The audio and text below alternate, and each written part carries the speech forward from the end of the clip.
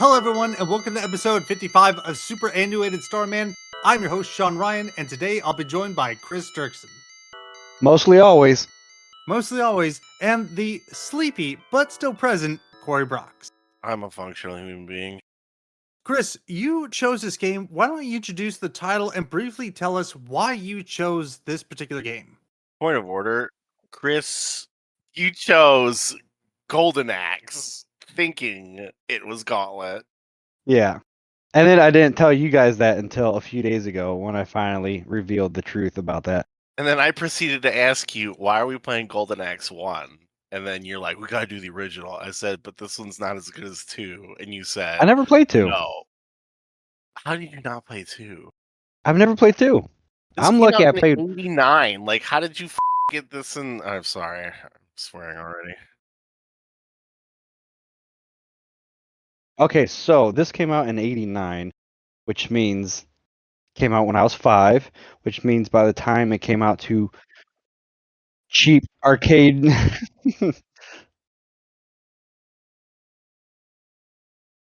With all that in mind, the misunderstanding has led us to Golden Axe.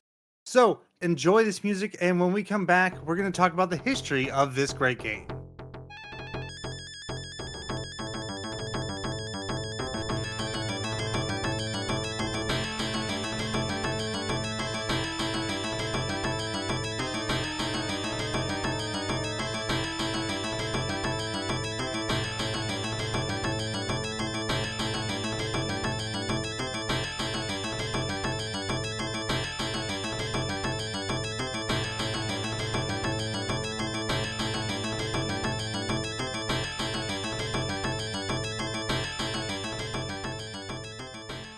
Before we start talking about Golden Axe, we need to travel back to 1984 to the smoky video game parlors of Japan. Wherein lies a brand new arcade game, Spartan X, or as it's more commonly known, Kung Fu Master. Developed by IREM, Kung Fu Master is credited as the pioneering title for the side-scrolling beat-em-up genre. Heavily inspired by Bruce Lee's 1972 film Game of Death, the player controls Thomas as he fights his way through all 5 levels of the Devil's Temple to rescue his girlfriend Sylvia from the crime boss Mr. X.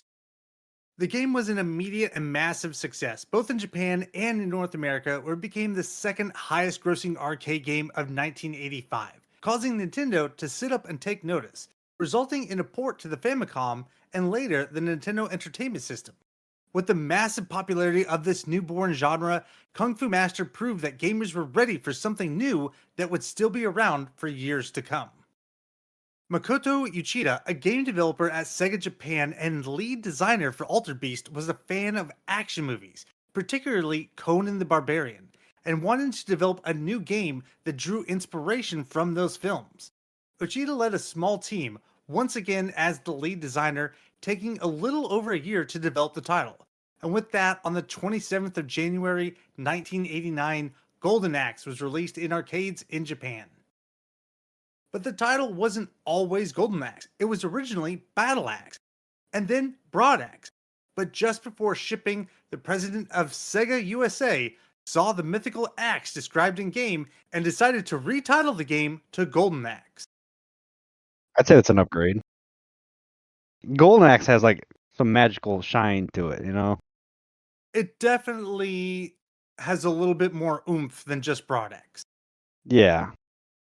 Uchida did not like the name, but fearing that the game wouldn't be sold in North America, he didn't cause a scene. However, in an interview, he said that the kanji in the background on the main screen still translates to Broad Axe. Get dunked on.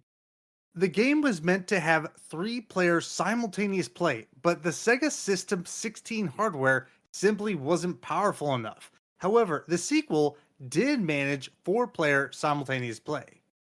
A little about the game's story. The game takes place in the fantasy realm of Uria. An evil dictator known as Death Adder has captured the king of Uria and his daughter and holds him captive in his castle. After finding the mythical item, the Golden Axe, he then threatens to destroy both the axe and the royal family unless the people of Uria accept him as their ruler. You, the player, must take control of one of 3 characters: the barbarian axe battler, the Amazonian warrior Tyrus Flare, or the dwarf Gilius Thunderhead, as you battle through wave after wave of Death Adder's henchmen on your way to defeat this ultimate evil.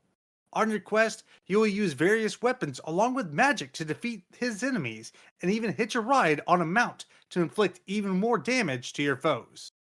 The popularity of the game saw several sequels and spin offs, the latest news coming from the Game Awards 2023 with the announcement of a new Golden Axe in an effort by Sega to revive some dormant franchises. Golden Axe wasn't beholden only to video games, and the franchise had previously branched out to other forms of media, becoming a comic book installment featured in the British comic Sonic the Comic, as well as being recreated as highly detailed 6-inch action figures by Storm Collectibles. Sega was even working with Universal Studios to develop an animated feature in 2014. Sadly, the project never got off the ground. If you're looking to play Golden Axe today, it's available as part of the Sega Genesis Classics collection that's available physically for Xbox One, Switch, and PlayStation 4. It was unfortunately delisted from Steam and all major digital platforms on December 6, 2024. And if you're unable to find it physically, there is another option. It's also available through the Nintendo Switch Online expansion pack Sega Emulator, which includes a ton of great Sega classics, including Golden Axe 1 and 2. I think that's going to wrap up the history segment. Stick around, and when we come back, we're going to discuss our childhood memories of Golden Axe for the arcade and Sega system.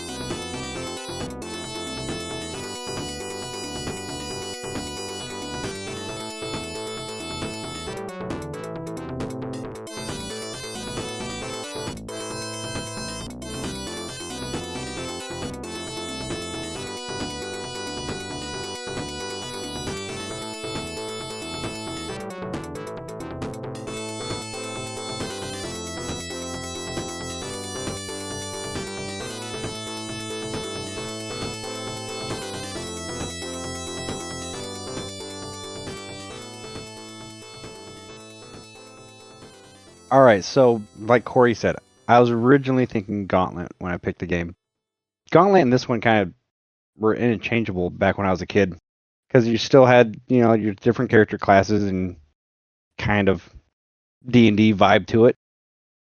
But this game, man, I remember this was one that like you'd see in Pizza Huts and grocery stores and like weird places.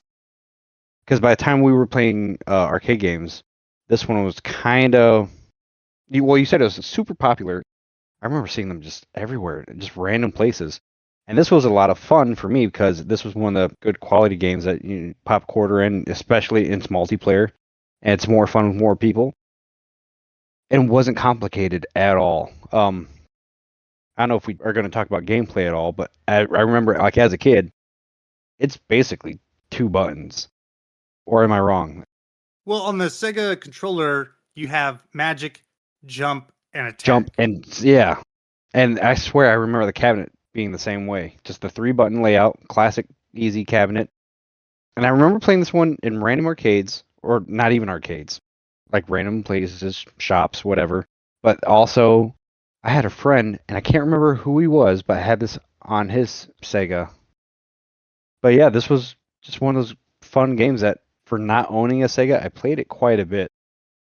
As a kid, like, I just remember how cool it was hopping on the mounts and just blasting through enemies, because it really isn't a very complicated or long game at all. It's definitely not very long, that's for sure. With the world record 7 minutes for those of you listening at home. Holy smokes! Crap, that is unreal. I mean, but to be fair, even as a kid, I swear I remember like getting through this game like not even half an hour. Like this was a game that like me and my friends could sit down and beat in one sitting. If you were doing this co-op in an arcade, you could probably get through most of this, if not like get to the last boss before your movie started.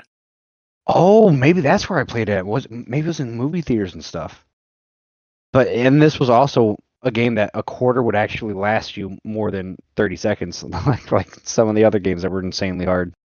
That's wild to me that you keep on mentioning it being in the arcade because I have no memories of playing this in the arcade or even seeing it in the arcade.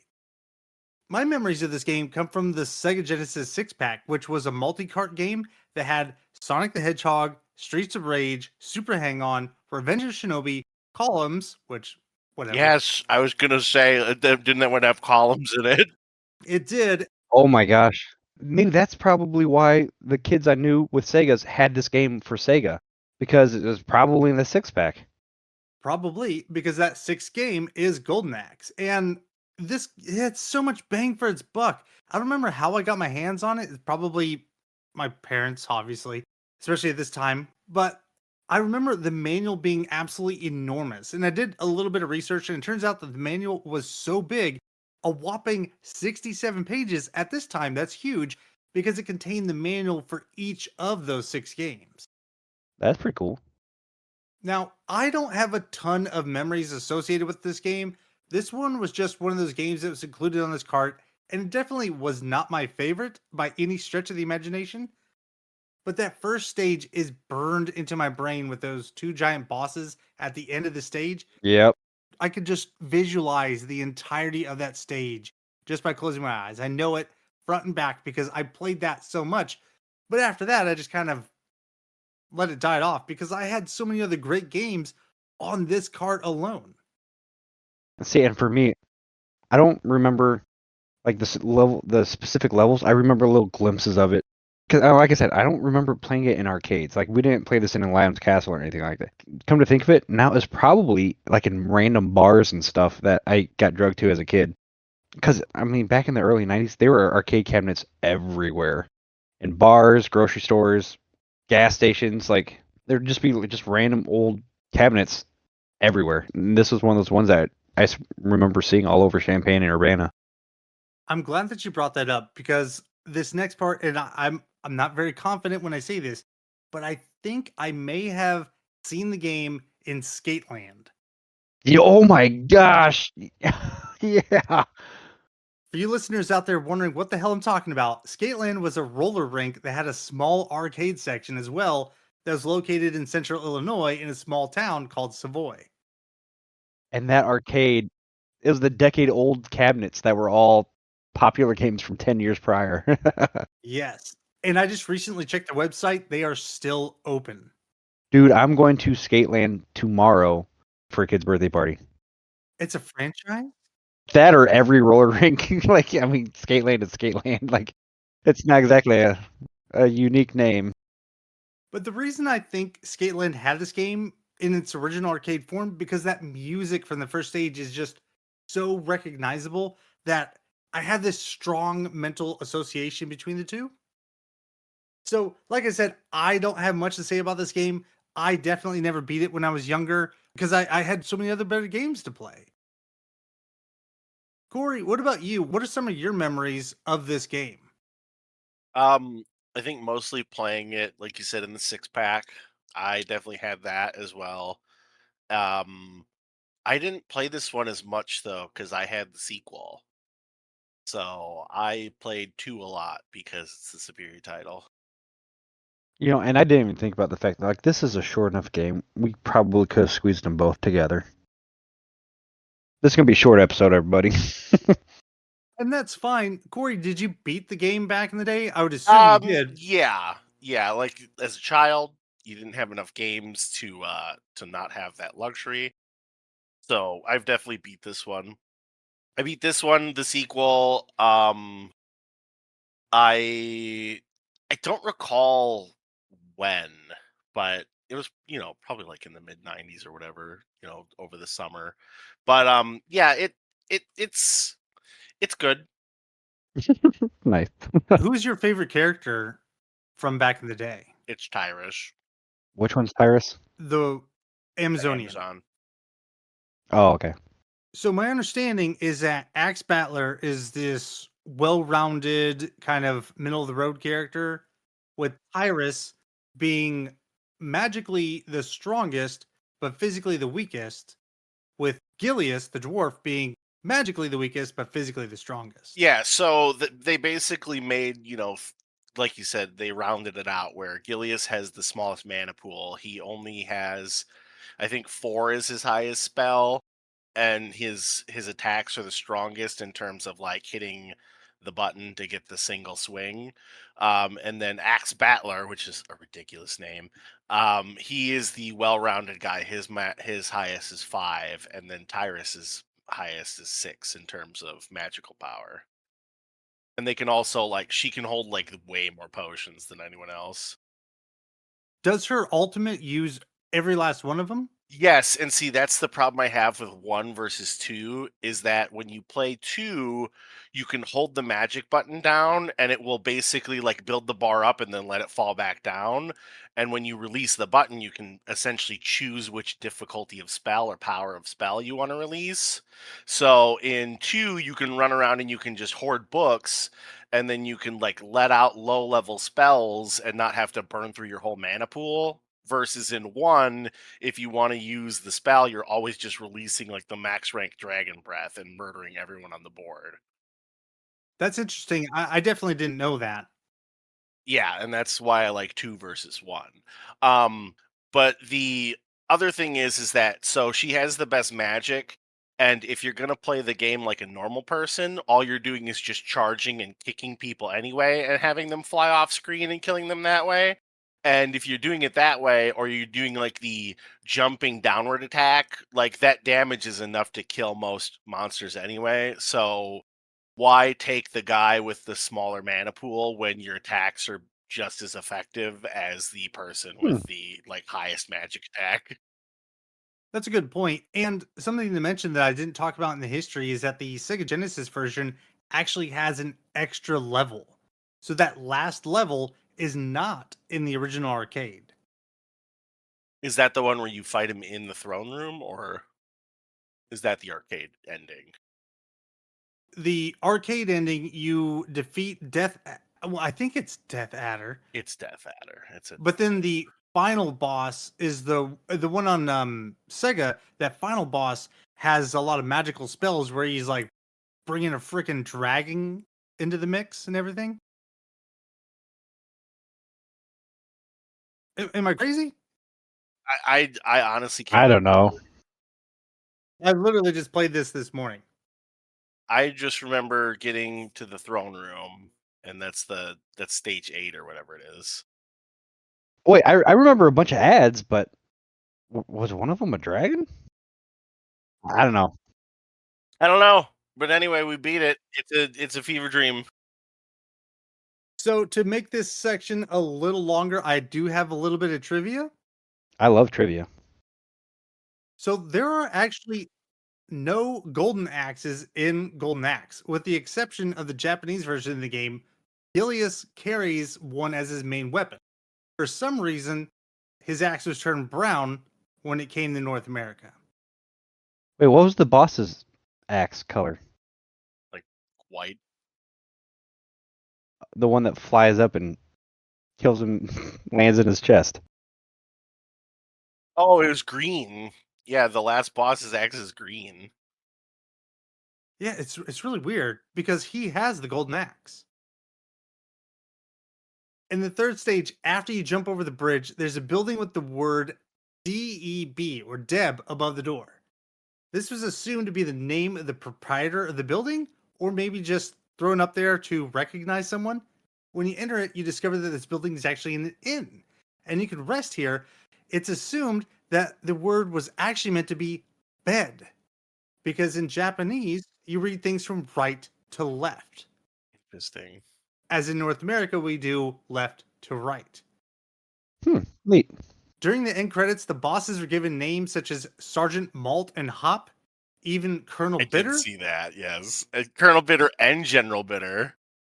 Yep, an obvious reference to alcohol ingredients. The Sega logo is also hidden throughout the game. The first logo can be spotted next to the compass on the game's map.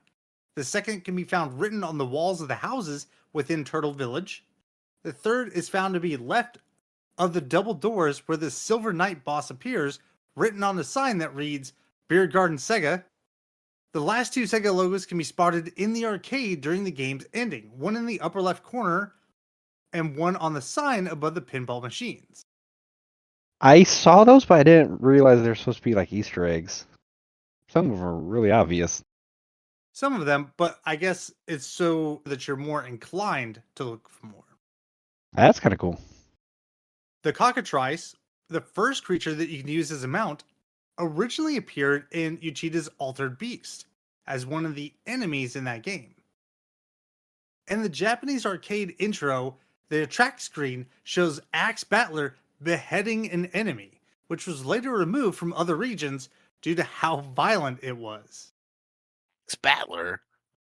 And a real quick thank you to IGN and GameFAQs for all those little bits of trivia. I literally just ripped those right from the websites. So that's all I have. Do you guys have anything else? Team Shinobi made the arcade game, which has nothing to do with anything really, but it's interesting that they had another dev team port it. Separate from the Sega version? It's what the credits say, is that the arcade game design was Team Shinobi.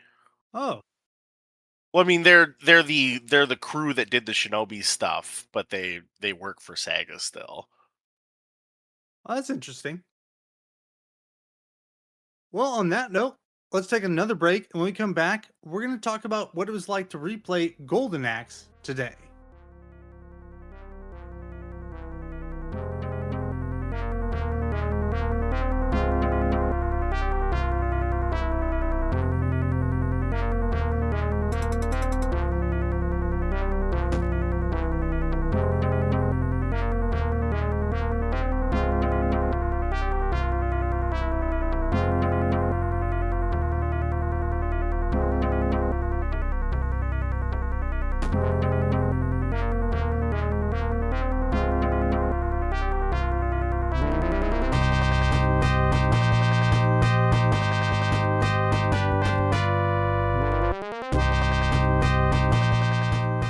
Welcome back, everybody. So while we were on break, all of us were watching a video because none of them experienced the dragon that I was talking about. John was vindicated in his rage. So yes, there actually is, with the final boss, Deathbringer, where he will cast this lightning spell on the ground, and then it brings in this dragon's head that just nukes everything on the ground. So it's real. I'm not insane. Should probably downstab more. I'm glad that you guys got to see it because neither of you experienced that. Is that what I'm understanding? Right. I literally pulled up another guy's playthrough, and all I saw was the lightning, and then you found that one. Same. That's what I'm watching. I still haven't seen the dragon head. Like now I'm watching your playthrough and seeing the dragon head. Like I did not see the dragon head either. That's crazy to me. And I was also the dwarf. I got blasted by this probably 4 or 5 times. I guess I'll just start off with my playthrough. So I played this on the Switch via the Sega Classics collection. And for me, I don't know about you two because I didn't have a lot of experience with this, but I feel like this was a hard game. And I'm glad that I used cheats for more continues because at some points it was just ridiculous. There is a lot of that stuff where you just can't not get hit. There's no way to avoid being hit. Yeah, you just jump. Well, that doesn't always work. And sometimes you swing at the same time, and they still hit you, and yeah. And whenever there's more than one enemy on the screen, they immediately try to sandwich you. And unless you act quickly, you're going to get stuck in a combo or you're just going to get juggled back and forth. And that is frustrating. Until you die, or you get thrown into the air. My first attempt of playing this, I forgot about the dash. And then I realized, like the same way in Ninja Turtles, the arcade game, when you just spam the jump kick button, I was just spamming dash the whole time in this game. Yeah, that's how you play. You literally just Yeah. dash things off the screen until they die. Yep. Yep. But you can also kind of get screwed over when you try to do that because then the enemies will dash themselves if you're too far away and you get hit and then somebody else will combo you. And I was having a hell of a time. I had a good time. It wasn't bad. I did have a lot of fun, but it was still just kind of obnoxious at points. And especially this last boss, Deathbringer, was ruthless. You guys didn't even get to experience that because you beat him so quickly. But I went through that multiple times, and I went through multiple continues. That is several lives in one playthrough, and then multiple continues of that. I was getting wrecked. I'm sorry to say that I didn't use the cheats, but I did use the rewind So what did you play this on? on the Switch. Oh, did you use the Sega emulator? Yeah, so Okay. I was able to rewind it. Oh, yeah, the Classics collection doesn't have the rewind function, Oh, okay, so that's why. but the emulator Yeah, does.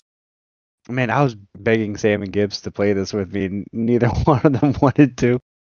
Not even Gibbs? Yeah, nobody wanted to play. I wanted couch co-op for this game so bad. That was like my favorite memory of playing this game is that like I never played this game alone as a kid. There's always at least one other person on the screen with me. And yeah, I had to play this through alone because nobody wanted to play with me in my house. Cory, I guess backing up, talking about your childhood, did you play this game single player or did you play with your brother and Oh sisters? no, I mean I had 3 siblings, so there's definitely co-op time. Are you able to select more than one person? It's just like Streets of Rage where if you pick a character, it's locked out. Okay. Yeah. And come to think of it, that's probably one of the reasons it was a popular Sega game at people's houses was because like Sonic, you had to take turns. This game, both people got to play at the same time. Oh yeah, for sure. And now I really wish I'd played using that emulator. But like I said, I use the Classics collection, but I do enjoy playing it like that because it has some features that I find to be kind of neat. They don't really add anything to the gameplay, but it's just that overall experience, like selecting a game off the shelf and having the room filled up with a bunch of Sega references. I just thought that was pretty neat. But I do want to talk about the character names.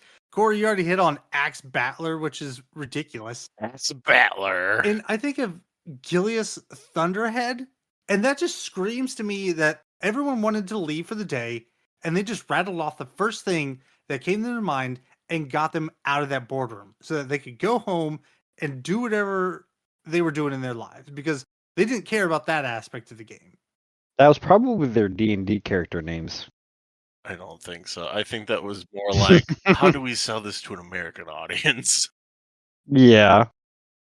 I also kind of wish that the game had some type of blocking mechanism or some way to break out of those enemy combos because it was just so frustrating getting locked in and then dying and losing a life when you weren't really at fault. You couldn't really do anything. I guess I wasn't dashing enough. There you So go. I guess I am at fault. I got to get good. Yeah, you gotta just start walking north, man. When you guys played, did you guys use like zigzag patterns to make sure that they wouldn't charge you? Always. And then when I dash them off the screen, then I'd back away from the edge. That way they didn't hit you coming back onto the screen. There's also there's a pretty well-known like distance exploit. You can basically attack an enemy from a specific distance to like create an infinite combo. What? I don't know what you're referring to, but one thing I did notice with mine is that like I said, I'd dash them, knock them backwards, and then I'd basically run away. And as they're coming towards me, get ready to dash again. But No. So it's like like, I don't so know. you know how if you're in someone's face and you like just hit your attack, it'll like slash and then slash, and it might like do like a pommel strike and then like kick them or whatever, and then they'll go flying. Yeah. Okay, so if you stand at just a far enough distance, you will hit them with the first swing of your combo, and it will just repeat the first swing endlessly because you're not close enough to finish your combo. Oh, right. So like if you have like a boss, you can just basically stun lock them with a single swing. Okay. Okay. So I will. Yeah. Okay. I did totally take advantage of that because I didn't even with what's the dwarf's name? Gimli, Gilius. Thunderhead, Gilius Gilius, whatever. Thunderhead, sir. Get it right. Because yeah, I was able to. Gringleborp fancy pants. I didn't realize that it was like an exploit or whatever. Like I thought like that was just I kept him at axe distance, and then if I actually wanted to do the whole combo, that's why I just kept it close. Because he did like a cool little swing and twirl thing, didn't he? Yes. Well, Corey, talk about your replay of the game. What was it like for you? How did you play it? I played it on the Genesis, Mega Drive, and Genesis Classics titles.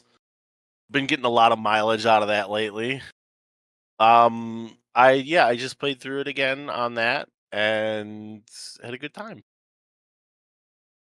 I don't have much to say really. Like it's not a particularly like in-depth title. There's not really No, it was. It's there's way not a like big plot to it. It's not really even varied in the way you play. Like we've played Turtles and Street Fighter, Streets of Rage and stuff like in other side scrollers. This one felt super simple. Well, like there's cool bosses and there's like, cinematics and there's, combos and counters and ways to like throw people and stuff like that. Like this one doesn't really have a lot going on. It's very much a single button, Early. progenitor. Yeah, I mean, I figured this is just it's simple because of how early it was made. Like, this came out a few years before Turtles arcade game and stuff. Well, do you guys want to just kind of roll right into our final thoughts? Yeah. Sure.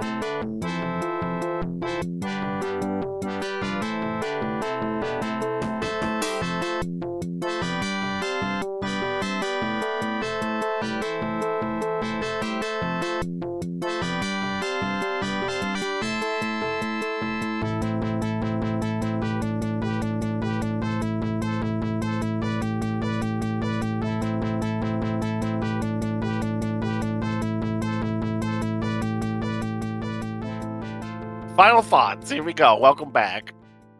Golden Axe is fun, but play Golden Axe 2 so you can play with your magic. All right, we'll do. Chris, what are your thoughts? My final thoughts is like I said, this was not the game I had in mind when I picked it, but I'm glad that we played it, and can't wait to play Gauntlet. Also, I would like to interject here for a moment. I understand that Gauntlet and Golden Axe are both G titles that have fantasy elements. Ladies and gentlemen at home, Totally different style. Gauntlet I at know, home yeah. is like a top-down one Yes, pixel yes, thing yes. where you're running a maze. Like I don't see how you compare the two of those. You nailed it in your first sentence. They're both G games with the same sort of fantasy elements. I'm so awful with names. You guys were asking me to pick a game. Like, I think, and I can't remember, did somebody mention Golden Axe or did I pull that out myself? You pulled it out of nowhere. You Okay, did. I was thinking of Gauntlet, but it said Golden Axe. Yeah, you were like, let's play Golden Axe. I was like, why don't we play Golden Axe 2? And you're like, no, we got to do the original. I'm like, Because I was thinking why? of Gauntlet. You're like, And- yeah, because you're thinking of and Gauntlet. then I didn't even fire up the game for a couple days after he said that. And then I was like, wait, this isn't what I was thinking of. Then you didn't say anything, and then we're all committed. Yeah. Okay. I mean, to be fair, like, because I did, it had been a couple days at that point, but it also, like, I totally remember playing this game as a kid. Like, so it was still relevant. It just wasn't the one I was originally hoping for. Yeah, it's a fun title. It's just like I said, It it's so is. stripped down. There's nothing going on. It's like its own like basic IP as well. So there's no like recognizable characters, and they recycle a lot of art elements. So it's just like, yeah, okay, yeah, Golden Axe. Well, that said, I think some of the environments are pretty cool. Like one of them, you're on the back of a gigantic turtle. And then you're on the back of a gigantic bird. Yeah, I will say that the backgrounds are awesome. Like you're Yeah. like going through like a burning village at one Yeah, point. Yeah, this game is totally checks all the D&D cool boxes or Lord of the Rings boxes. Like, I think it's cool. It has very cool feel to it. I mean, it is a very simple early arcade hack and slash game, but I'm glad it existed and it definitely contributed to nerd culture, you know? I think it's cool.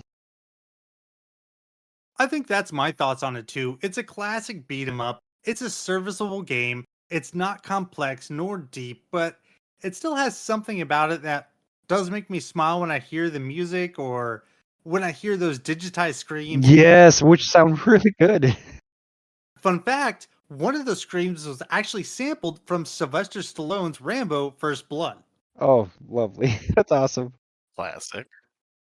And all that may lend itself more to nostalgia more than anything, but it isn't terrible. Like Corey said, and that's probably the best usage, it is stripped down. It's really bare bones when it comes to that side scrolling beat 'em up adventure game, but it was fun. It was frustrating at points because I felt that it was really hard because this is essentially my first time really playing it. Like I said, I played through that first level, but beyond that, this was basically a brand new game for me. It still took you about what, an hour?